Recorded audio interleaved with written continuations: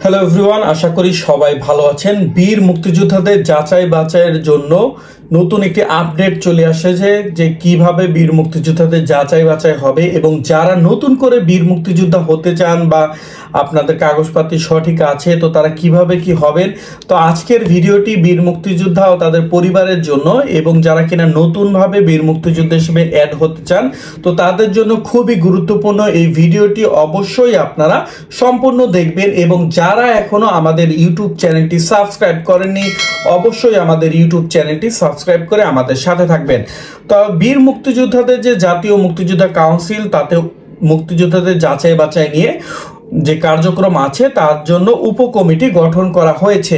তো সেখানে তারা কি পদে আছে এবং কিভাবে কি কোন জেলা উপজেলা পর্যায়ে কিভাবে কাজ হবে, কোন বিভাগে কিভাবে কাজ হবে, আজকের ভিডিওতে আমরা সেগুলো বিস্তারিত ধারণা দেব যা কিনা বীর মুক্তিযোদ্ধা ও তাদের পরিবারের জন্য খুবই গুরুত্বপূর্ণ। তো এর পাশেই আমি একটি জিনিস আপনাদের জানাতে চাই, বীর মুক্তিযোদ্ধা তাদের পরিবারের জন্য আমরা নিয়ে এসেছি প্রিমিয়াম কোয়ালিটির লোগোটি, যাতে কিনা থাকছে বীর মুক্তিযোদ্ধাদের ঐতিহ্যবাহী এই লোগোটি এবং নিচে লেখা থাকবে বীর মুক্তিযোদ্ধা এবং অপর পাশে বীর মুক্তিযোদ্ধা ও তাদের পরিবারের ত্যাগের ফলে যে আমরা পেয়েছি নিজস্ব একটি ভূখণ্ড, তো সেটি লেখা থাকবে। যারা কিনা এই প্রিমিয়াম লোগোটি সংগ্রহ করতে চান অবশ্যই স্ক্রিনে দেখানো নাম্বারে কল করে সংগ্রহ করে নেবেন। তো বীর মুক্তিযোদ্ধাদের যাচাই বাছাই অনেকদিন ধরেই হচ্ছে, অনেকের কাছে প্রশ্ন কিভাবে যাচাই বাছাই হচ্ছে। তো এখানে যারা মুক্তিযোদ্ধা আছেন তো তারা কিভাবে কি করবেন এবং অন্যান্য যারা নতুন করে অ্যাড হতে চান, যারা আবেদন করেছেন বা যাদের বিভিন্ন মামলা চলছে এবং কাগজপাতি জমা দেওয়া আছে, খতালিকা আছে, তো তাদের কি হবে এ নিয়ে আজকে আমরা বিস্তারিত আলোচনা করব। তো জাতীয় মুক্তিযোদ্ধা কাউন্সিলের একটি উপকমিটি গঠিত করা হয়েছে যেখানে কিনা বীর মুক্তিযোদ্ধাদেরকে আপনার দুইটি বিভাগে ভাগ করা হয়েছে। যেখানে একটি কমিটি কাজ করবে হলো আপনার ঢাকা, ময়মনসিংহ, রাজশাহী, রংপুর বিভাগে এবং অপর একটি কমিটি কাজ করবে হলো চট্টগ্রাম, সিলেট, বরিশাল, খুলনা বিভাগে। তো সেখানে তারা যে বিষয়গুলো নিয়ে কাজ করবে এবং কারা কোন দায়িত্বে আছে আজকের ভিডিওতে আমরা সেগুলো আপনাদেরকে জানিয়ে দেব। তো অনেক দেখা যায় যে বীর মুক্তিযোদ্ধার নামে অনেকে অভিযোগ দিয়েছেন যে সে আসল বীর মুক্তিযোদ্ধা নিয়ে না, উপজেলায় অনেক পর্যায়ে বা মন্ত্রণালয়ে অনেকে অভিযোগ দিয়েছেন। তো সেই কাজটি যাতে দ্রুত নিষ্পন্ন করা হয় এই বিষয়গুলো তারা দেখবে। তারপরে তালিকায় যে সকলগুলো মুক্তিযোদ্ধা আছেন যাচাই বাছাইয়ের জন্য, যেগুলো যাচাই বাছাই করে এখনো তাদেরকে অ্যাড করা হয়নি সেগুলো নিষ্পত্তি করবে তারা। এবং ক, খ ও গ তালিকার যে তালিকাগুলো আছে তিনটা ক্যাটাগরিতে ভাগ করা হয়েছিল বীর মুক্তিযোদ্ধাদের যাচাই বাছাইয়ের সময়, তো সেই তালিকাগুলো নিষ্পত্তি করার কথা সেখানে বলা হয়েছে। এছাড়া ভারতীয় মুক্তিযোদ্ধা তালিকা, শহীদ মুক্তিযোদ্ধা তালিকা, যুদ্ধাহত মুক্তিযোদ্ধা তালিকা, গ্যাজেটভুক্ত মুক্তিযোদ্ধা তালিকা, ভাতাপ্রাপ্ত মুক্তিযোদ্ধার তালিকা সহ অন্যান্য সকল প্রকার তালিকা যাচাই বাছাই ও অমুক্তিযোদ্ধাদের তালিকা প্রস্তুতকরণ করবেন তারা। তো এখানে মুক্তিযোদ্ধাদের গ্যাজেট সংশোধন করা হবে যেখানে আবেদন ও যাচাই বাছাই প্রক্রিয়া নিষ্পত্তি করবেন তারা। এবং আদালতে অনেকগুলো মামলা পড়ে আছে যেগুলো নিষ্পত্তি এখনো হয়নি, তো সেগুলোও তারা এগুলো দেখবেন এবং সেই ব্যাপারে তারা তাদের দিক নির্দেশনাগুলো দেবেন। এছাড়া তার আরেকটি বিষয়ে কাজ করবে, জাতীয় মুক্তিযোদ্ধা কাউন্সিল নিবন্ধিত সংগঠনগুলোর কার্যক্রম মনিটর সহ কার্যক্রমের গতিশীলতা আনতে হবে। যেখানে জাতীয় মুক্তিযোদ্ধা কাউন্সিল যে সকল সংগঠনগুলোকে অনুমতি দিয়েছে তো সেই সকল সংগঠনগুলো কিভাবে কাজ করছে তো সেগুলো তারা দেখবে।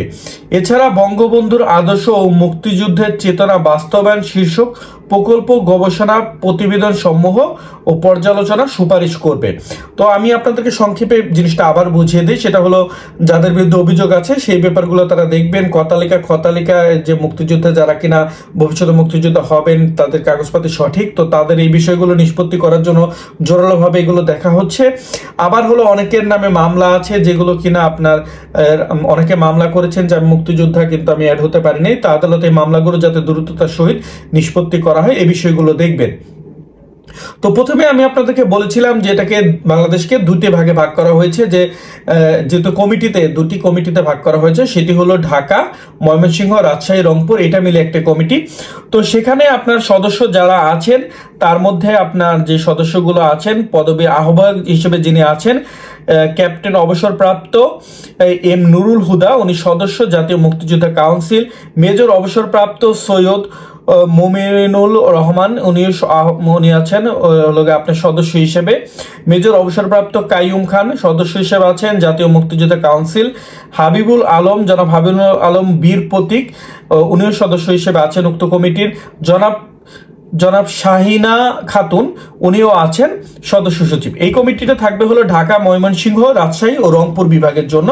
আর অপর আরেকটি কমিটি আহ্বান করা হয়েছে, সেখানে আপনার থাকবেন মেজর আজিজুর রহমান বীর উত্তম, ইনি আহ্বায়ক হিসেবে আছেন। তারপরে যিনি আছেন জনাব ইস্তিয়াক আজিজ উলফাত, উনি আছেন সদস্য হিসেবে।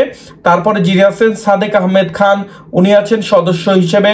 তারপরে জনাব ম আমির আলী সদস্য হিসেবে আছেন জাতীয় মুক্তিযোদ্ধা কাউন্সিলের। তারপরে আছেন শাহিনা খাতুন, তো উনি আছেন হলো চট্টগ্রাম সিলেট, ওনারা আছেন ও যে কমিটিতে সেটা হলো চট্টগ্রাম সিলেট বরিশাল ও খুলনা বিভাগের। উক্ত এই যে দুটো কমিটি তাদেরকে নিয়োগ দেওয়া হয়েছে বা তাদের এই কমিটি আহ্বান করা হয়েছে এই কারণেই, যাতে কিনা লোক সংকটের কারণে যে কাজগুলো যাচাই বাছাই কাজগুলো ধীর হয়ে গেছিল, তো এই কাজগুলো যাতে সঠিকভাবে দ্রুততার সহিত হয় সেই কারণে। তো আমরা আশাবাদী যে এখানে বীর মুক্তিযোদ্ধাদের অনেকেই যাতে হয়রানির শিকার না হয়, যারা কিনা আসল বীর মুক্তিযোদ্ধা তারা যাতে সুন্দরভাবে এবং তাদের যেন কোনো রকম হয়রানির শিকার না হতে হয়, কোনো রকম আর্থিক লেনদেনের কোনো ঝামেলা যাতে তাদের না পড়তে হয়, এবং যারা কিনা নতুন করে অ্যাড হবেন তারাও যদি সঠিক বীর মুক্তিযোদ্ধা হয়ে থাকেন, আসল বীর মুক্তিযোদ্ধা হয়ে থাকেন, তো তারা যাতে যুক্ত হতে পারেন, তারা তাদের তো স্বীকৃতিটা যাতে তারা পায়, এই বিষয়গুলো অবশ্যই দেখাশোনা করবেন। এছাড়াও বীর মুক্তিযোদ্ধাদের সকল পরিমাণ সুযোগ সুবিধা আছে, এগুলো পর্যায়ক্রমে বৃদ্ধি করার জন্য আমরা আবেদন জানাচ্ছি। বর্তমানে 24 সালের জুলাই অভ্যুত্থানে যারা কিনা শহীদ হয়েছেন, জুলাই যোদ্ধা হিসেবে যারা আছেন, তারা কিন্তু এককালীন একটা অর্থ এবং ভাতা পাচ্ছেন, কিন্তু বীর মুক্তিযোদ্ধারা কিন্তু এককালীন অর্থটা পাননি এবং তারা কিন্তু সাধারণ ভাতাটি পেয়ে যাচ্ছেন কিছুদিন যাবত, মানে কয়েক বছর যাবত তারা এই 20,000 টাকা করে পাচ্ছেন। তার আগে কিন্তু তারা এই পরিমাণ টাকাটি পেত না। তো আমরা আশাবাদী যে এই ব্যাপারগুলো দেখা হবে। এছাড়া বীর মুক্তিযোদ্ধাদের যে লোন ছিল সেটা আপাতত যে বন্ধ আছে, এগুলো পর্যায়ক্রমে যাতে চালু করে দেওয়া হয়, যাতে সকলেই এই লোন সুবিধাটা পেতে পারে। এবং বীর মুক্তিযোদ্ধাদের যে আপনার এই কি বলে বীর নিবাস আছে, যে বীর মুক্তিযোদ্ধাদের যাদের বাড়ি নেই, অনেক বীর মুক্তিযোদ্ধা অসচ্ছল, যারা কিনা আপনার অবস্থা খারাপ, ঘর টর নেই, যারা কিনা এরকম অবস্থায় আছেন, তো তাদেরকে একটা বীর নিবাসের ব্যবস্থা করে দেওয়ার জন্য কথা ছিল। 30,000 বীর নিবাস, যেগুলো কার্যক্রমগুলো এখনো অনেক জায়গায় স্থগিত আছে। তো এই কার্যক্রমগুলো যেন আপনার শেষ হয় এবং পরবর্তীতে যারা কিনা এটা প্রাপ্য তারাও যাতে পায়, এই বিষয়গুলো অবশ্যই দেখবেন।